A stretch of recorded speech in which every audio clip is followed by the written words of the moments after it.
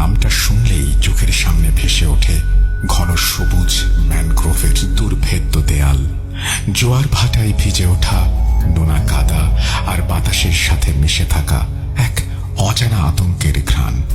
দিনের আলোয় এই জঙ্গলটা যতটা মায়াবী, সূর্য ডুবলে তা যেন ততটাই হিংস্র। স্থানীয় বাওয়ালি, মোয়াল আর জেলেরা প্রজন্ম থেকে প্রজন্ম ধরে একটি অলিখিত নিয়ম মেনে চলে। সন্ধ্যার পর নদীর বাঁকে একা থেকো না, কারণ বনের সব ছায়া মানুষের নয়।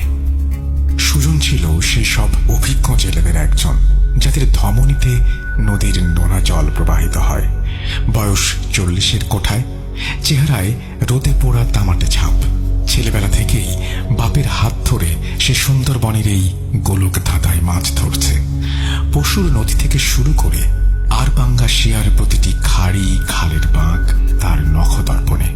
ভূত প্রেত বা অলৌকিক কিছু নিয়ে গ্রামের চায়ের দোকানে গল্প জমলে সুজন সবসময় তাচ্ছিল্যের হাসি হাসত। সে বলতো, বনের বাঘ আর পানির কুমির ছাড়া ভয় পাওয়ার মতো কিছু নেই দুনিয়ায়। ওসব অলৌকিক গল্প দুর্বল মনের কল্পনা। কিন্তু 2026 সালের সেই হাড় কাঁপানো শীতের রাত সুজনের সেই দীর্ঘদিনের বিশ্বাসকে এক নিমিষে তছনছ করে দিয়েছিল।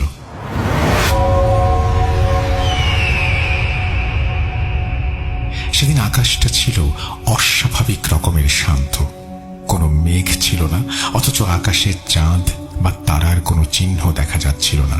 এক জমাটবদ্ধ অন্ধকার যেন চাদরের মতো পুরো জঙ্গলকে ঢেকে রেখেছিল। সুন্দরবনের চেনা বাতাসটাও সেদিন ছিল স্থির। নদীর পানি যেন আয়নার মতো কালো আর নিথর হয়েছিল, যেন পানির তলায় কোনো দানব নিঃশ্বাস বন্ধ করে শিকারের অপেক্ষা করছে। সুজন আর তার সঙ্গী মিলন আর নরেশ একটি ডিঙি নৌকা নিয়ে বেরিয়েছিল ইলিশ আর পাঙাশের খোঁজে। রাত তখন প্রায় 1টা। গহীন বনের কোল ঘেঁষে প্রবাহিত একটি ছোট খাড়িতে তারা জাল ফেলে অপেক্ষা করছিল। সাধারণত এই সময়ে বনের ভেতর ঝিঁঝি পোকার ডাক আর তক্ষকের শব্দে কান ঝালাপালা হয়ে যায়, কিন্তু সেদিন চারপাশটা ছিল কবরের মতো নিস্তব্ধ। হঠাৎ সুজনের কাঁধে হাত রেখে নিচু গলায় বলল, সুজন ভাই, রাতটা কেমন যেন ভারী ঠেকছে, বুকটা ধক ধক করছে, আজকে ফিরে যাই। সুজন মিলনের দিকে তাকিয়ে বিদ্রুপের সুরে বলল, এত বছর ধরে মাছ ধরিস, এখনো বাচ্চার মতো ভয় পাস? জালিটা একবার তুলে দে, ভালো মাছের টানে ফিরে যাব। কিন্তু কিছুক্ষণের মধ্যেই নরেশও অস্থির হয়ে উঠল।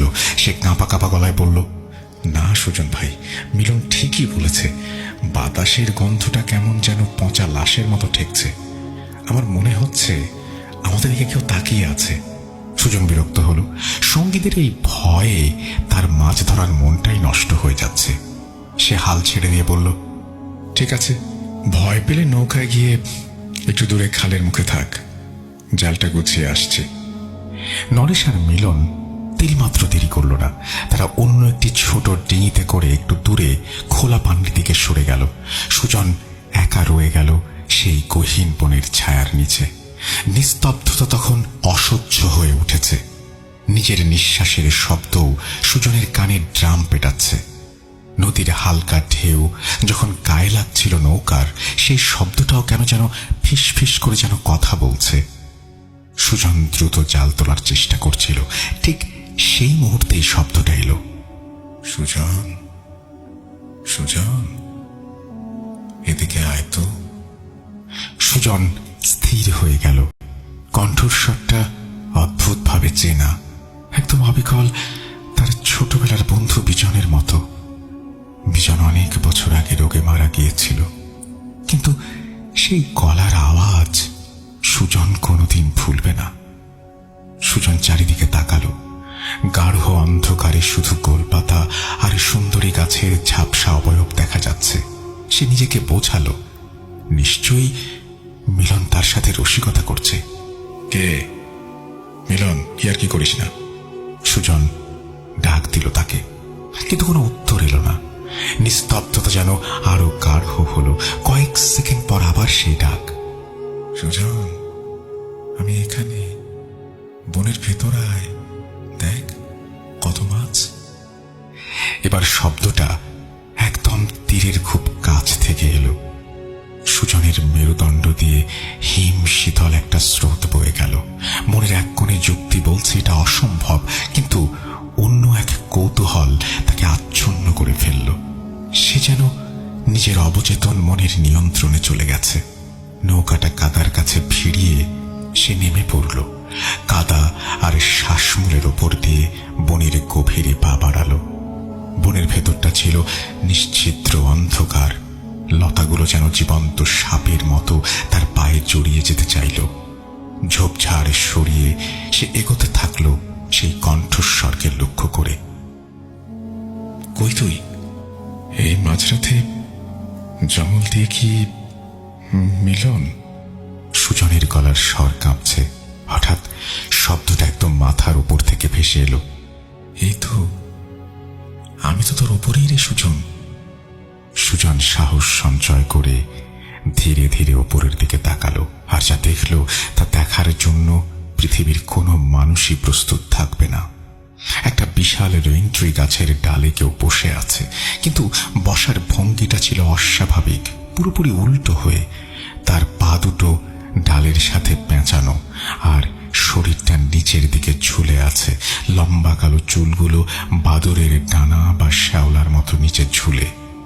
মুখটা অন্ধকারে ঢাকা থাকলেও তার সাদাটে চামড়া যেন অদ্ভুত এক জ্যোতি ছড়াচ্ছে। সুজন পাথরের মতো দাঁড়িয়ে রইল, আর চিৎকার করার ক্ষমতা হারিয়ে ফেলল। সেই ছায়াটা ধীরে ধীরে মাথা উঁচু করল। যখন তার মুখটা সুজনের নজরে এলো, সুজনের হৃৎপিণ্ড যেন এক মুহূর্তের জন্য বন্ধ হয়ে গেল। সেই মুখটার সঠিক কোনো আকৃতি ছিল না। চোখ দুটো ছিল অস্বাভাবিক বড় এবং ধবধবে সাদা। সেখানে কোনো মণি ছিল না, আর তার মুখে লেগেছিল এক পাশবিক অদ্ভুত হাসি। এত দেরি করলি কেন সুজন? আমরা তো তোর জন্যই অপেক্ষা করছিলাম।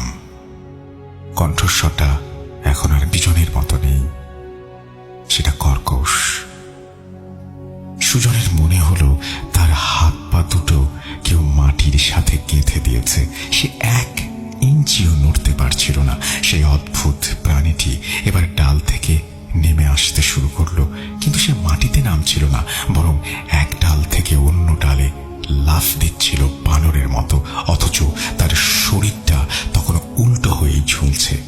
তার হাতগুলো ছিল অস্বাভাবিক লম্বা, আঙুলগুলো যেন গাছের ধারালো ডালের মতো। যখন প্রাণীটি সুজনের থেকে মাত্র কয়েক ফুট উঁচুতে চলে এলো, তখন সুজনের স্নায়ুর উপর অসাড়তা এলো। প্রাণীর মরণপণ তাড়নায় সে পেছনের দিকে এক বিশাল লাফ দিল। তার পা কাদার ভেতরে দেবে যাচ্ছিল। ঝোপের কাঁটায় তার শরীর রক্তাক্ত, কিন্তু সে থামল না। পেছন থেকে সেই হাড় হিম করা শব্দ ভেসে আসছিল। সেই শব্দ শোনা যাচ্ছিল অনেক কণ্ঠের বিচিত্র গুঞ্জনের মতো। যাস না সুজন, ফিরে আয়, আমরা তোকে চিনি। সুজন আর পেছনে তাকায়নি। সে যখন নৌকায় এসে পৌঁছালো, তখন তার সারা শরীর ঘামে ভিজে গেছে, কাদা মেখে গেছে। সে দ্রুত লগি দিয়ে নৌকা ঠেলে গভীর পানির দিকে সেটাকে নিয়ে গেল। তার হাত পা কাঁপছিল, সে ঠিক মতো বৈঠা ধরতে পারছিল না। দূরে মিলন আর নরেশের নৌকার আলো দেখে সে বুক ফাটা চিৎকার দিল। মিলন আর নরেশ দ্রুত তাদের নৌকা নিয়ে সুজনের কাছে পৌঁছালো। তারা সুজনকে দেখে আঁতকে উঠল। সুজনের চোখ ঠিকরে বেরিয়ে আসছে, মুখ দিয়ে কেবল অস্ফুট গোঙানির মতো শব্দ। কি হয়েছে সুজন ভাই, বাঘ দেখছেন? মিলন আতঙ্কিত হয়ে জিজ্ঞেস করল। সুজন শুধু হাঁপাচ্ছিল আর আঙুল দিয়ে সেই বনের ঘন অন্ধকারের দিকে ইশারা করছিল। তার মুখ দিয়ে কেবল একটা কথাই বের হলো, ওটা মানুষ না, ওটা মানুষ না। গ্রামের মানুষ যখন পরের দিন সকালে সুজনকে উদ্ধার করে বাড়ি নিয়ে এলো, তখন তার শরীরে প্রচন্ড জ্বর। সে প্রলাপ বকছে।